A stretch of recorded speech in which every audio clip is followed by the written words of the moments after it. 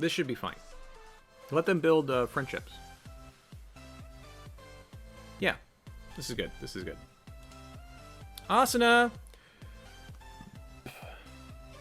Asuna peeks her human-like head around the corner. Could you escort Mei to the park? She wants to go stargazing. Of course, Sensei. Excited for a chance to prove herself, but you two should go. I want to stay here and get some work done on some motor control algorithms for surgeon robots. Yes, Spiff. Look, I'm trying to make both of you happy. It's really hard to do. So there's a reason that polygamy's wrong, and this is one of the reasons it's wrong. It's too hard to make them all happy. I personally like running an app for sharpening images while I'm looking at the night sky. Asuna is telling Mei, who is still looking over her shoulder at you. There's not a lot of light, and you can see it much more that way. May as well take advantage of the differences between us and humans, right? Right. You think it's probably good that the robots are learning to rely on each other instead of you. Friendships between equals are just as important in life as romance. Yes, because then she's not dependent on me for everything. She has friends. A successful couple has friends. Later that night, you get a call from the police. I'm afraid you need to come down here and pick up your robots. They've killed someone?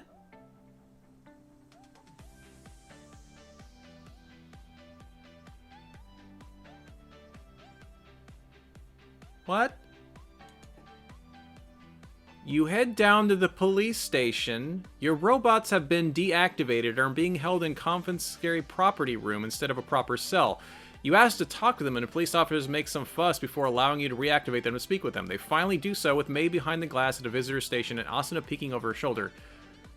What happened? We got jumped. They had 2x4s and knives, and they said that we needed to stop replacing humans. Oh, dear. Then what happened? We fought them off. I helped! I'm pretty good at fighting without hurting people. But I don't know my own strength. Oh, Mei. Mei has the same motor setup as Asuna and is designed to be able to summon massive torque quickly. You envision what would have happened if that fist connected with someone's head. Ooh.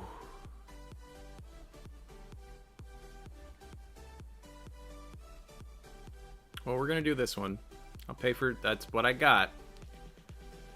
They were attacked, and in self-defense, she punched the ever-living goop out of the person's head. The whim of a jury is not something to bet much money on, you think. You pay for a content but not exorbitant lawyer.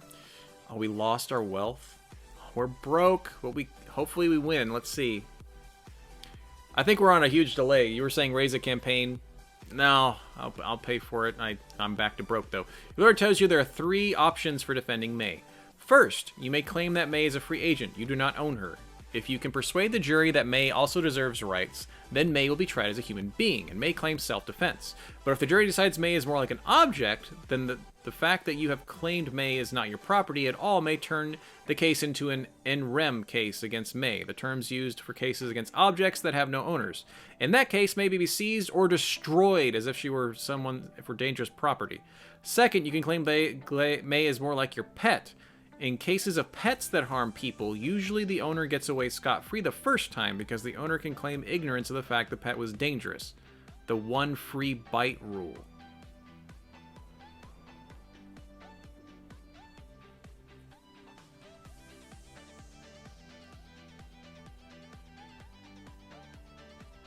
See, if I say the one bite rule...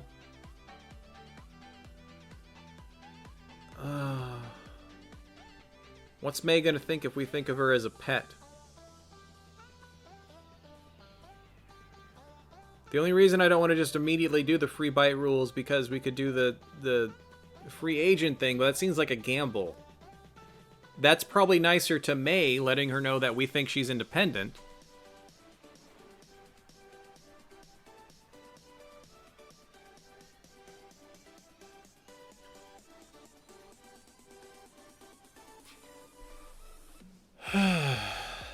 Now, when you say moral ambiguity is necessary, are you talking about saying that she's my pet?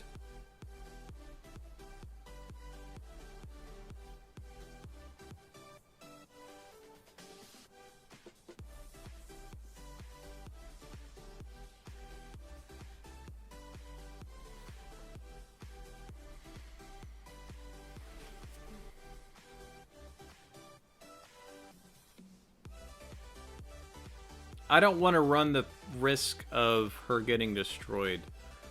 So if I click this, there's a chance she gets destroyed. This one doesn't sound like there is, and I'd rather her be safe, so I'm going to go with that one.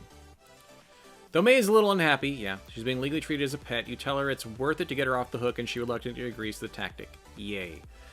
The day of the trial looms for months, with May and you tense at the prospect of losing each other. Finally, the day comes when your lawyer is arguing in front of a courtroom that May is essentially your pet, and you're allowed the one free bite, but the jury doesn't believe this argument. May is too human-like. May is sentenced to jail for 5 years in a trial that firmly establishes that robots are subject to the same laws that govern people. That's both, oh man, good and bad. Dagnabbit. I'm glad she, like, was agreed to the tactic. Ballsack. That's something, I suppose. After many months of living together with May, she one day shows you an article online about how Canada is the first country to legalize human-robot marriage. We're moving to Canada. We're moving to Canada. We're not going to find a human partner. Look, we're going this one. Come on, May. Hat trick. Got 3 achievements in the same time. Fled to Canada, married a robot, and got married. That's fine. You moved to Canada to marry May, who is thrilled. Josh also makes the trip out for your wedding. His companion robot is his +1. Ellie comes with an Asian man on her arm who says little, but seems pleasant. He's a snappy dresser and wears a red bow tie to the wedding. You and May join hands, say your vows, and are happy.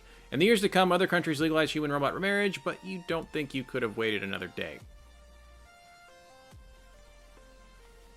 Free healthcare with 70% tax rate. Let's go. Woo! Not that high. I'm joking. It's a joke. 15 years later, you find yourself in Surprise, Arizona. Hold on. Hold on. Is that an actual city? Hold on. Surprise. It is! The city's name is Surprise! That's awesome! Surprise, Arizona, walking up to your mother's house. A few of the cacti in the front have Santa hats on them. That's awesome. In the year 2049, you are about to surprise your mother with a present for the holidays. She has been released from the hospital after surgery, performed by robots on your design, you're proud to note, and is living on her own in her retirement community. Cool. Oh, good pun there. The houses in Surprise are shabby, and trash litters the streets. The United States is still recovering from the loss of the Sino-American War 20 years ago. Sino? Is that what they called the China War? The Sino War? This retirement community is full of people like your mother who lost their jobs in the war, or a little before, and never got them back. What did you get, Mom? Oh, I could have gotten her a flying car. I don't want her to be a cat lady. I'd rather be a dog lady. China Scenarium? Okay.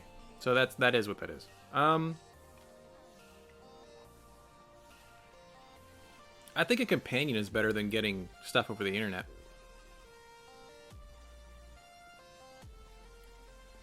Now, I've owned a cat and a dog. I love them both. 100% love them both. Cats kind of dictate whenever they're available for pets.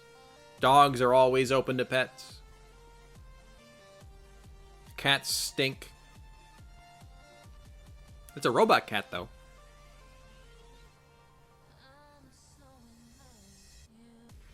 Now, iCal, you may own both now, but I'm thinking for an older lady in a retirement home, I think the dog would be more, I think the dog for that situation.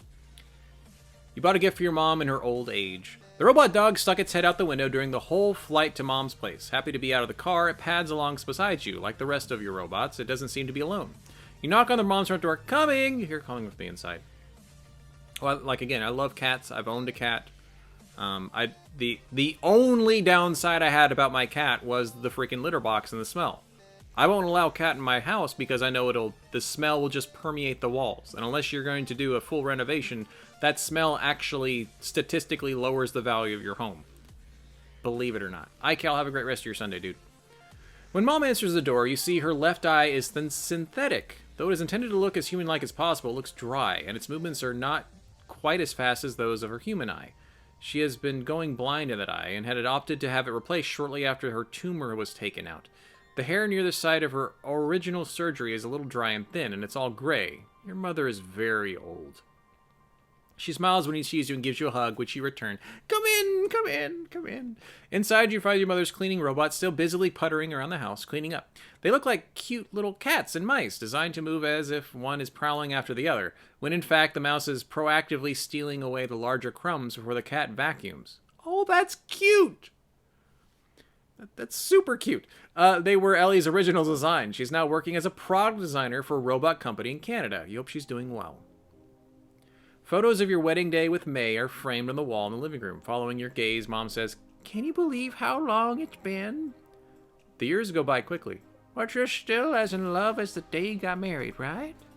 More. You should have brought May down. Next time, I promise. We can adopt a child? Is it a robot child?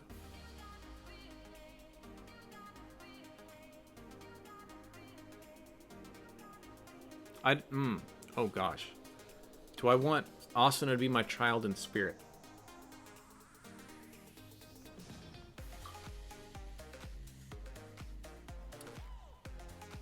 I wish you would give us the option for the kids to be robotic or not.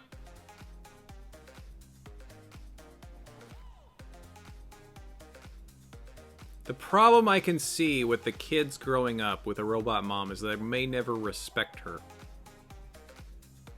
Could need a successor, that's true.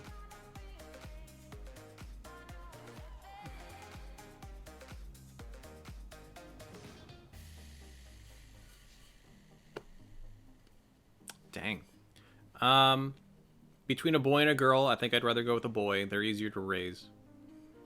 You'll be more firm with them and nobody cares as much. This also opens up in case Asuna wants to be like our mistress or something. I don't know. Go with a boy.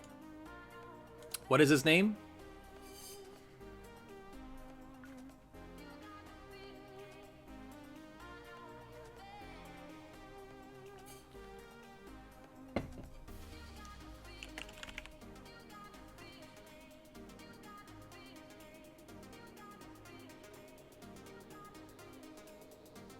Sure. It was the first name that popped in my head. We're going with Ronan. Near the wedding photos of you and May are photos of Ronan in the hospital shortly after being born. Then more as Ronan turned 1, 2, 4, and 6. How's little Ronan doing? You're still sending him to traditional school rather than doing internet learning? A little of both. I can't quite give up the idea that it's good to have a child learn to interact with other children face to face, but I think Ronan does learn a lot more from the internet. We're doing one of those part-time schooling things, light on the hours. Asuna loves to teach too. We do a lot of that. It occurs to you, looking through all this stuff with Mom, that the whole time you were concerned about the future of your creation, Asuna, Mom was excited for you in the same way. You were her creation, miraculously walking about the earth, so full of intelligence, accomplishing great things. Oh, parents. I have something for you. She goes to the closet and fetches a brand new Mini-Me robot kit. It's a robot construction kit comprised of little arms and wheels that plug into the smartphone. You examine it skeptically, convinced Mom would have gotten something on sale that only worked with smartphones from 20 years ago, but it looks new. It's not really for you, it's for Ronan. I don't know whether he likes robots, but if he's anything like you or your father, he will. Thanks. You say, because of the implicit message here is, you turned out pretty well. Yeah. Not that you'd expect anything less from Mom. I think you'll appreciate it. Anyway, I've got to fly back now. Happy holidays, Mom. Woo. Oh, that was the same thing. Anyway, I gotta fly back now. Hope happy holidays, Mom. You hug your mother, present the robot dog. She loves it, but you think she wouldn't let you know if she didn't, and say your goodbyes. That's true. Moms love anything that their kids give them. Later that day, you set out for home. Your car navigates the twists and turns of your mother's old neighborhood by itself as it heads to the local airfield. You recall in your youth that you had some notion you might make cars intelligent enough to hold a conversation, so you're a little sad you never got around to it. Though the technology does exist, you find the inferior AI installed by car manufacturers irritating, and bought a car without the feature. You pull out a tablet and begin to read the newspaper as your car does its work silently and efficiently. The top headlines these days are all about China, China, China! Engaging in skirmishes in the Pacific and Indian Oceans, flouting the ineffectual mandates of the United Nations, building factories overseas.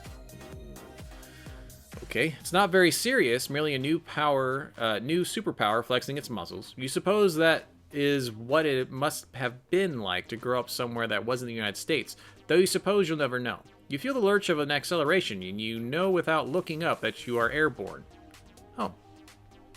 Oh, that's right, flying cars... Okay, they have to go to the airfield, and they fly.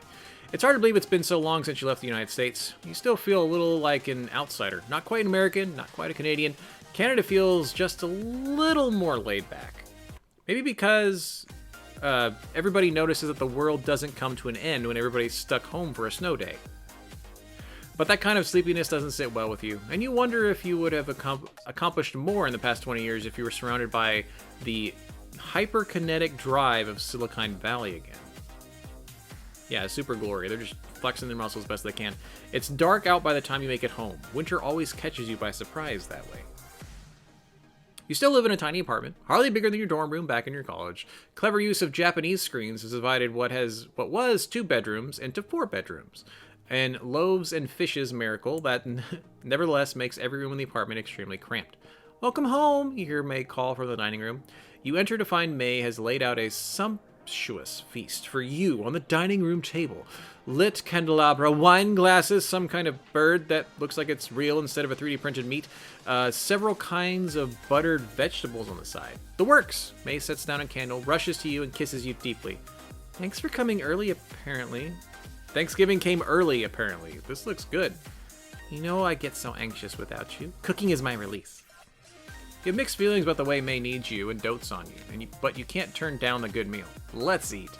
May proceeds to watch you eat as you tell the story of your visit with your mother's house. She's actually looking quite good for a woman who just had surgery, but walking around her place made me realize how old I'm getting. One of your companion robots, a butler named Clive, glides by carrying a tray of bacon-wrapped dates. For you, Sensei. Okay. Thank you. You take one, the robot turns to the kitchen to make more amuse-bouche. That never gets old, do you think? There was also some snail mail for you. Really? May leaves briefly and returns the bottle of Alaskan wine.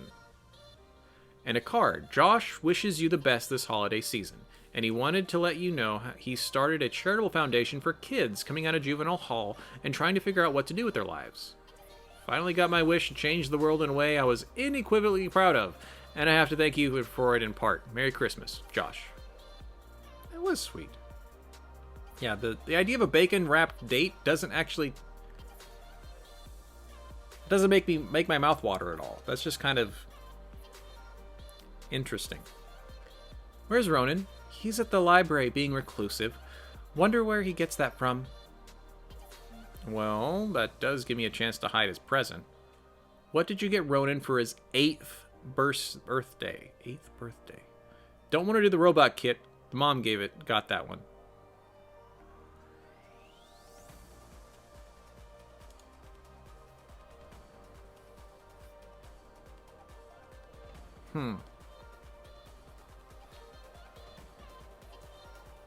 I know that... Oh, man. I like the third option, too, Business Suit Gamer. Not a robot kit. Because, again, Mom and his grandma got it, so... It would make him really cool.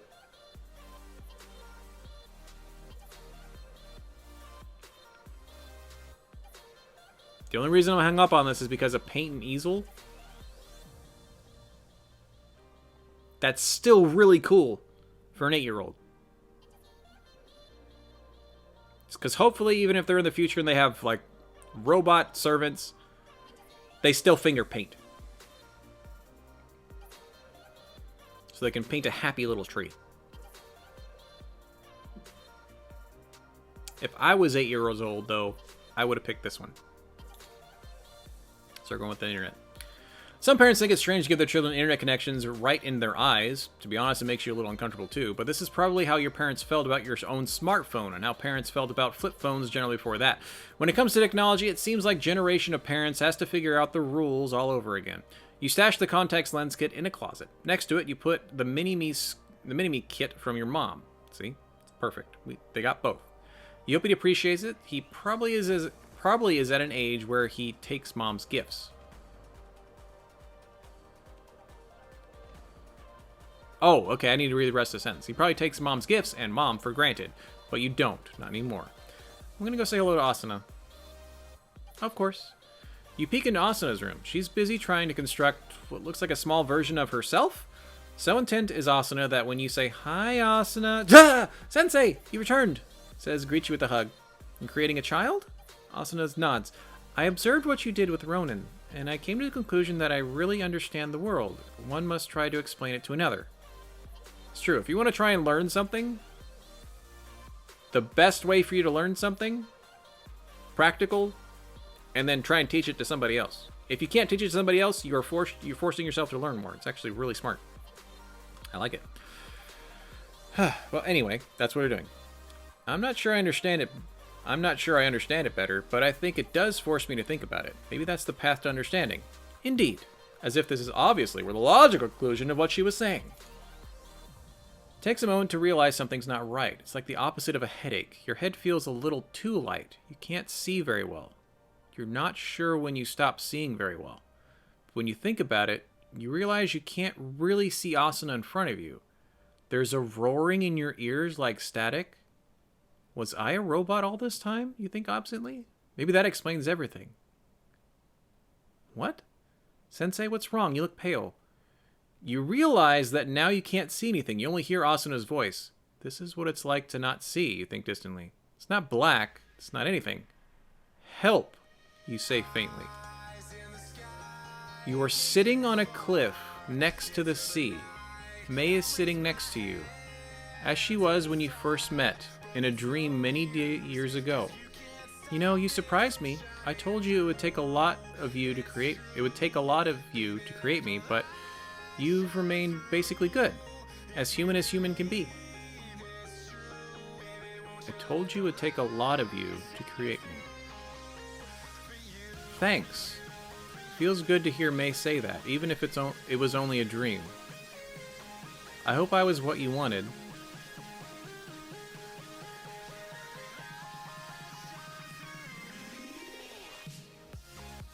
You're everything I dreamed. I suppose that stands to reason. Two of you hold hands and watch the sunset. You waken in a hospital room. A small garden at the windowsill, probably tended by the robot nurses, lends a floral scent to the room. The paintings on the wall are Thomas Kindick-like lighthouses and pastoral scenes, no doubt calculated to have the most positive effect on the average patient's feelings. Welcome back.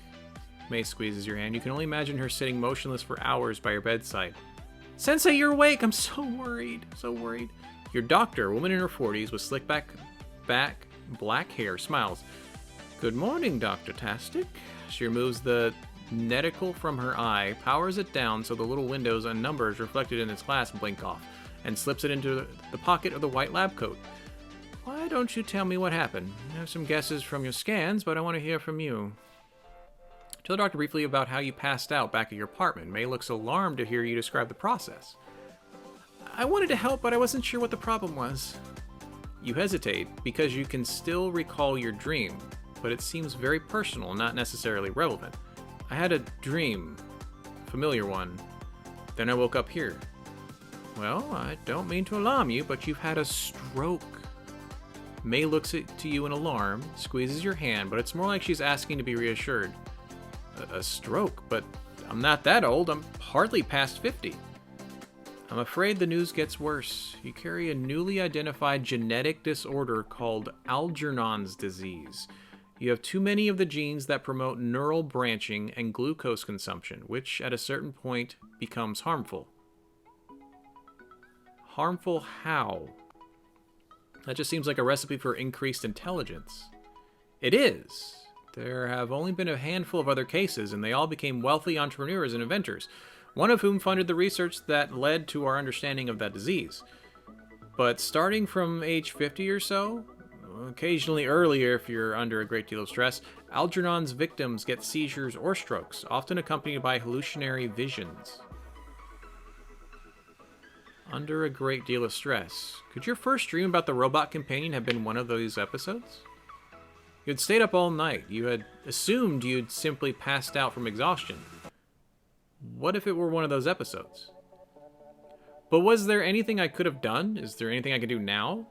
There was nothing you did wrong. I know it must seem as if it's your fault somehow, but nobody gets to keep on living forever just because they made the right choices. Everybody dies of something. I just wish it didn't have to come so soon. Doctor nods. Well, it may not have to. I looked up on your scan. Surgery is an option. We can either try to exercise the neurons that are acting up without replacement, or try to replace them with artificial neural network. So I'd be part AI. That sounds interesting. It is. A slight smile plays on May's lips. Yeah, says Asuna. You should be aware that most patients report a side effect of loss of emotional effect, the doctor says. The pattern recognition of the damaged tissue would be there, but without the full suite of neurotransmitters, some of the emotional signals running around your brain would find their lines cut, doctor says, very serious for a moment. Okay. Also, I don't want to downplay the real very chance that you could die in surgery. A slip of the needle could trigger a fatal epileptic response and death. I'm getting joked up on becoming part of AI. Of course, it's all done with robots these days. You may or may not find that reassuring. You do find that reassuring, actually, because you spent a fair amount of your life perfecting robot control algorithms, though you've never been asked to bet your life on it before. And if I don't have any surgery at all, you could have 6 months or 6 years. So we have a smart disease. Okay, we're not doing one.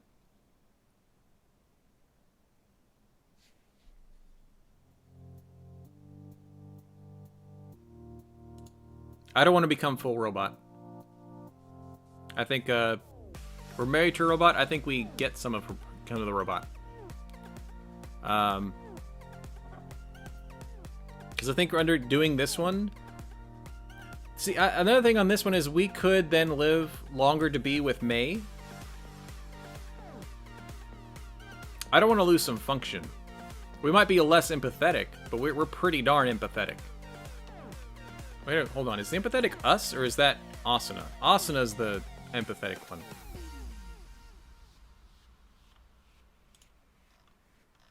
I think in order to keep being like...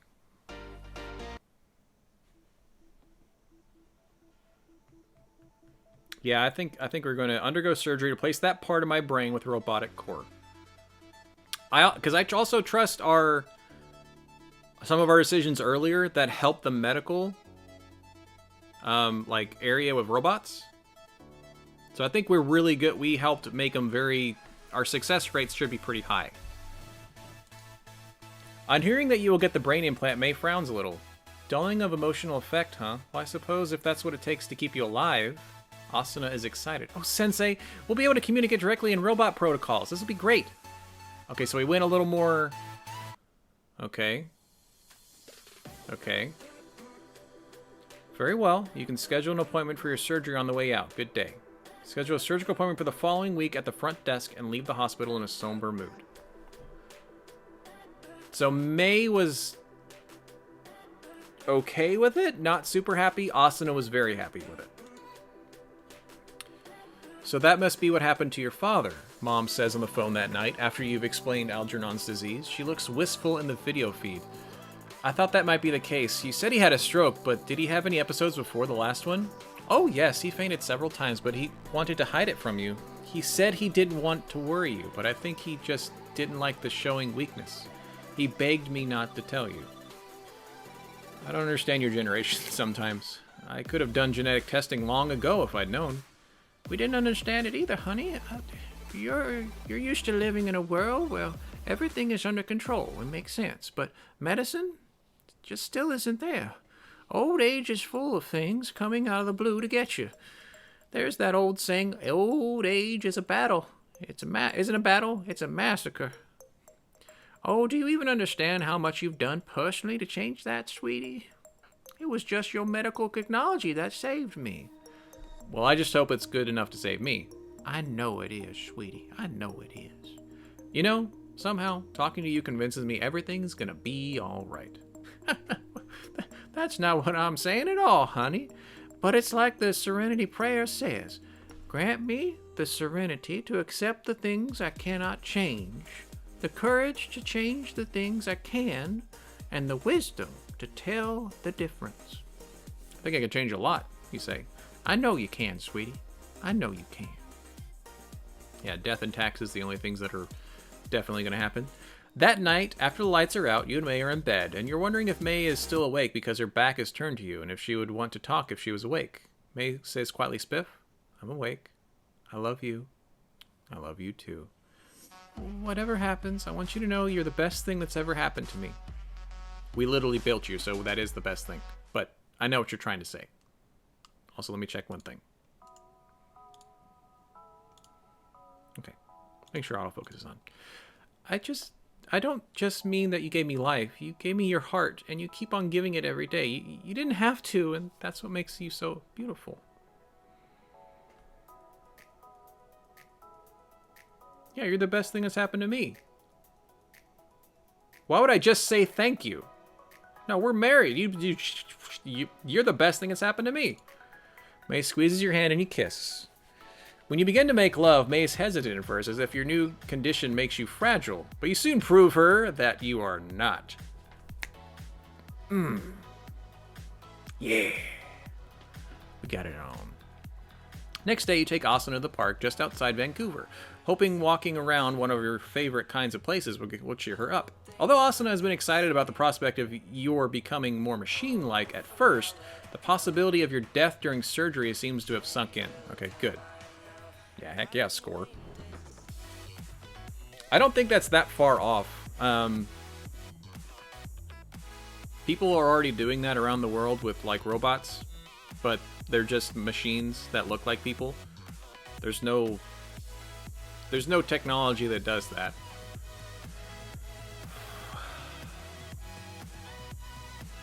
I wonder if I'll get to see that in my lifetime. Robots like May and Asuna.